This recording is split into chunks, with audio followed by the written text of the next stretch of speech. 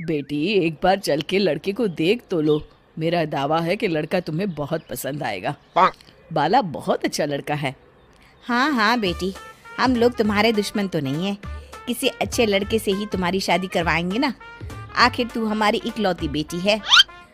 अच्छा ठीक है माँ, अब ज्यादा भावुकतापूर्ण शब्दों का इस्तेमाल ना करो। मैं चलने के लिए तैयार हूँ। चलो फिर बिना देर के हम सब चलते हैं। सभी बाला के घर पहुँचते हैं। अरे क्या बात है बहन जी, अभी तक आपका बेटा नहीं आया? जी बस आता ही होगा। तभी वहाँ बाला आता है। लो जी आ गया मेरा बेटा। ये लोग तुझे देखने आए हैं और ये इनकी बेटी नम्रता है। बाला के सर पर बिल्कुल बाल नहीं होते। ये देख नम्रता और उसके परिवार वालों की आंखें फटी की फटी रह जाती है। ये तो टकला है। हे भगवान, माँ पिताजी आप दोनों एक टकले से मेरी शादी करवाने वाले थे। अरे ये तो पूरा उजड़ा चमन है। देखो बेटी, इस तरह किसी का मजाक उड़ाना गलत है। किसी के बारे में इस तरह की बातें नहीं करते। बालों का क्या है, वो तो आते जाते रहते हैं। लड़का टकला है तो क्या हुआ, इंजीनियर है, अच्छा खासा कमाता है। आप चुप रहिए जी। इसकी तरफदारी इसलिए कर रहे हैं क्योंकि आपके भी सर पर बाल नहीं है। मैंने तो आपसे शादी कर ली, मगर मैं अपनी बेटी की शादी एक टकले से बिल्कुल नहीं करवाऊंगी। अरे ये क्या, कब से आप लोगों ने टकला टकला लगा रखा है? और माफ करना, तुम भी कोई हूर की परी नहीं हो। तुम लोग मेरे घर में आकर मेरी ही बेइज्जती कर रहे हो। निकल जाओ यहाँ से। हाँ हाँ तो जा रहे हैं ना, हमें भी यहाँ रुकने का कोई शौक नहीं है। नम्रता और उसके परिवार वाले उठकर वहाँ से जाने लगते हैं।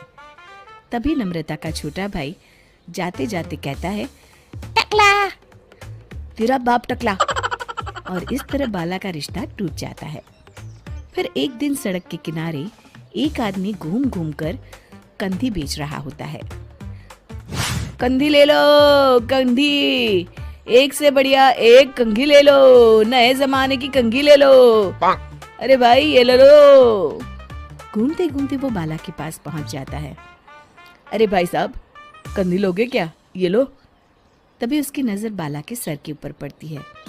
अरे माफ करना भाई साहब, आप इसे लेकर क्या करोगे? आपके सर पर तो बाल ही नहीं है। आपका तो स्टेडियम पूरा खाली है। चलता हूँ, कंधी ले लो, कंधी ले लो। कंधी वाले की बातें सुनकर बाला को बुरा लगता है। उस समय बाला को ऐसा महसूस होता है कि उसके लिए दुनिया में सबसे कीमती कोई चीज अगर है तो वो सिर्फ बाल है। बाला सड़क पर चलते हुए लोगों के बाल बड़े गौर से दिखता है। चलते चलते बाला एक मंदिर के पास पहुंच जाता है। हे भगवान, तुमने ये मेरे साथ क्या किया? थोड़े से बाल अगर मुझे दे देते तो तुम्हारा क्या चला जाता? सारी दुनिया मेरा मजाक उड़ाती है। अरे भाई, आज पहला इंसान देख रहा हूँ जो मंदिर आकर भगवान से अपने लिए बाल मांग रहा है। बेटा, भगवान ने तुम्हें सब कुछ तो दिया है, अच्छी सेहत है, अच्छी नौकरी है, लगता है तुम्हारी तबीयत ठीक नहीं है। घर जाओ, सब ठीक हो जाएगा। बाला वहां से चला जाता है। घर पहुंचकर बाला खाना खाता है और अपने कमरे में सोने के लिए चला जाता है। फिर सुबह जब बाला सोकर उठता है तो आईने के सामने अपने आप को देखकर हैरान हो जाता है। बाला के सर पर एकदम घने बाल आ जाते हैं। बाला खुशी से झूम उठता है। अरे ये तो चमत्कार हो गया, मेरे सर पर बाल आ गए। लेकिन ये हुआ कैसे?